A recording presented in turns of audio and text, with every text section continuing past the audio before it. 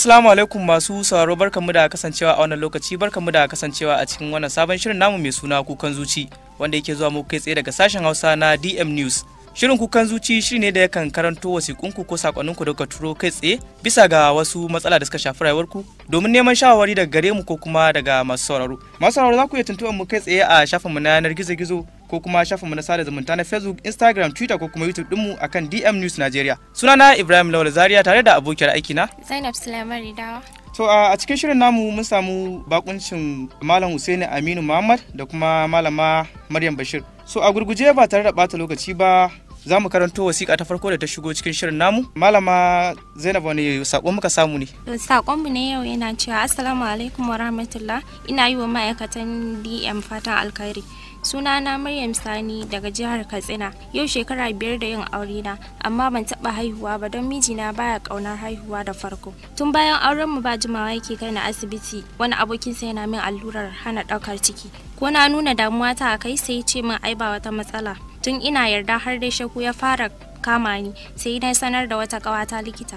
Nan take ta faɗa min illar yin allurar na tsawon lokaci, musamman ga wacce ba ta taɓa haihuwa ba. Ko da ya dawo na masa maganar, sai ya ce min shi bai shirya haihuwa ba a yanzu. Idan na shirya ci gaba da zama da shi in tsaya, in ban shirya ba ne gaba zai samu wacce za ta bi ra'ayinsa.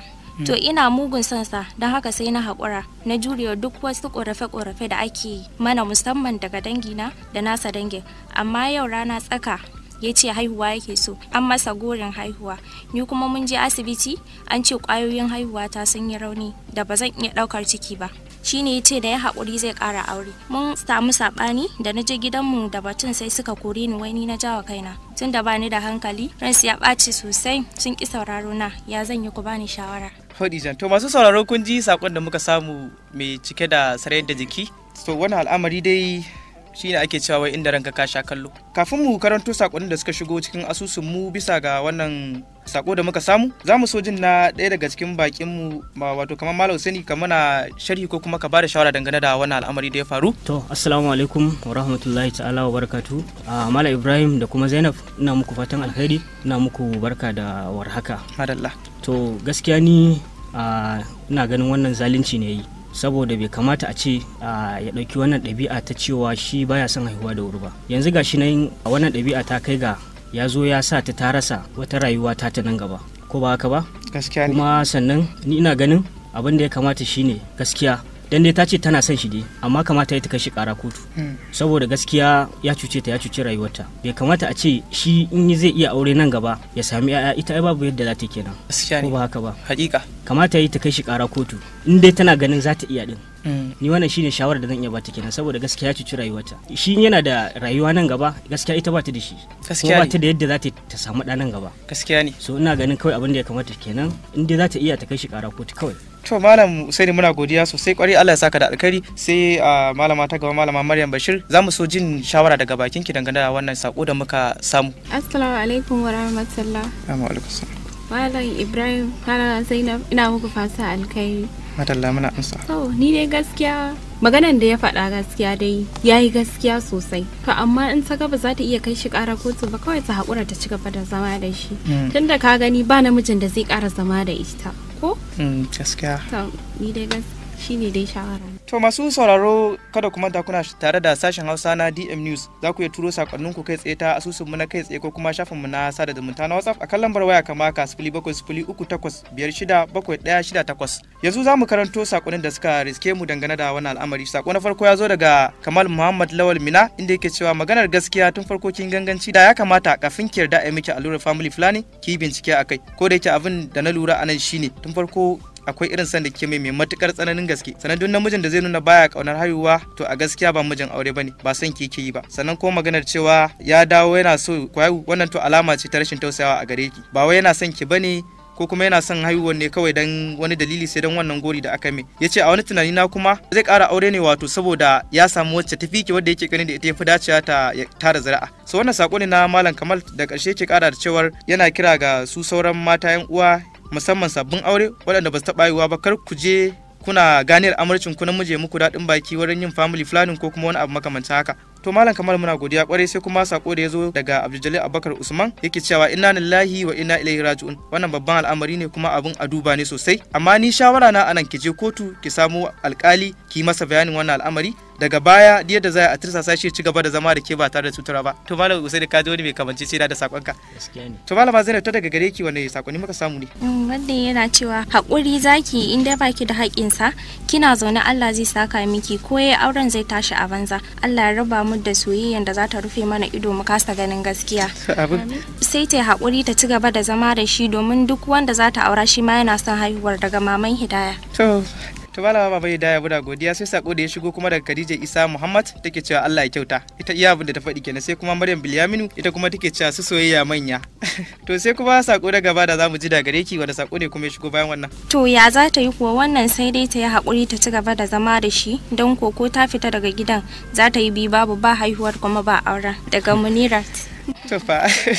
To masu sauraro ka kuma za kuna tare da sashen Hausa na DM News cikin shirin kukan zuci, shiri da yake karanto muku matsalolin da ke faruwa musamman a zamantakewa, wanda idan kun tura sakonninku mu kuma za mu karanta mu baku shawarwari, haka zalika kuma za mu saurari shawarwari ko tsokaci da ya zo daga wurin masu sauraron mu. Shi kuma Professor Sufyan Adam Yakub cewa yake tabbas so makaho ne, in banda makantar so babu abin da zai kai ka ga halaka kamar haka, sai dai in son zuciya ne. Yace ki koma ga Allah, ki sirrinta kanki, ki durkusa a gabansa a cikin dare, ki daga hannaye ki kuka, ki zubar da hawaye, ki mai kirari, ki roke shi gafara, sannan ki addu'a wato ya kawo miki mafita a cikin al'amarin. Yace Allah yana da ikon sulhunta tsakaninki da iyayenki, ya sulhunta tsakaninki da mijinki, kuma ya farfado da ƙwayoyin halittarki na haihuwa. Yace ki yakan da yaƙinin Allah zai amsa miki, tabbas zai amsa. Bayan kin kammala ki bi shawarin masu ilimi wanda akwai addinin musulunci a cikin ilimin su. Sannan karki kuskura ki fara al'amari ba tare da neman shawara ba. Sai ya kara da cewa kin ga zuciya da kike ganinta duk da tana gefen hagu, amma wasu lokutan tana faɗa ma mutum gaskiya, to sai ki rike ta tare da bawa kwakwalwarki gudunmawa wurin yin tunani kafin haka. To sai sako na gaba malama Zainab za mu soji da gare ki. Ya ce kuskure da an riga an yi shi sai haƙuri kuma da addu'a, idan da rabo sai Allah ya kawo ɗan, amma dole gidan shi za ta koma ta ci gaba da zama da shi, ai shi ya lalata ƙwayoyin. Gaskiya ne. Daga Hawa Ugarba.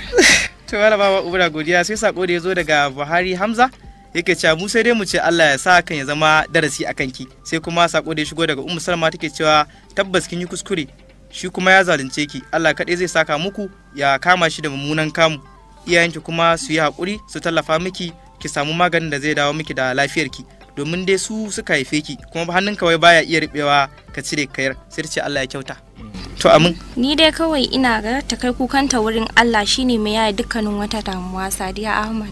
To shi kuma Kabir baba ga na lambu cewa yake yi ba mugun so kike yi masa ba, haukar so kike yi da alama. Ya zaki yarda a yi ta tsikara miki allura raka babu dalili ba tare da an yi miki bayani cikakke akai ba. Yace shawara ta ɗaya kawai ki rungumi kaddara, ki zauna da kishiyar ki lafiya, ki addu'a haihuwa, wato ki addu'a haihuwa ta farko ta haifo yan biyu ta dauki ɗaya ta baki ɗaya. To malam Kabir muna godiya sosai. Akwai wani sauran sako ne daga gare ki malama Zainab? To waɗannan sakonni su ne suka shigo asusun mu. Masu sauraro kada ku manta kuna tare da sashen Hausa na DM News, inda muke cikin shirin kukan zuci, shirin da yakan karanto muku matsaloli da sukan shafi zamantakewa domin ganin ya za a warware su bisa ga sakonnin da kuka turo da kuma neman shawarar masu sauraro gaba ɗaya. Kada ku manta masu sauraro za ku iya tuntuɓar mu a shafin mu na yanar gizo-gizo ko kuma shafinmu na sada zumunta na Facebook, Instagram da Twitter, ko kuma YouTube channel ɗinmu akan adireshin mu na DM News Nigeria. Sannan za ku yi turo sakonninku kai tsaye ko kuma ta asusunmu na sada zumunta na WhatsApp akan lambar waya kamar haka 0703-567168. Sunana Ibrahim Lawal Zaria da gabatar tare da abokiyar aiki na Zainab Sulaiman Bidawa. Sai kuma bakin mu wanda suka samu halarta. Assalamu alaikum warahmatullahi ta'ala wabarakatuh. Assalamu alaikum warahmatullahi wabarakatuh. To a madadina da kuma ma'aikatan DMs baki daya da kuma shi mai gaya mai aiki injiniyan da ya haɗa mana wannan shiri Faruk Abdulkarim, muke cewa mu zama lafiya, sai kuma mako na gaba idan Allah ya kai mu za ku ji mu dauke da sabon shirin.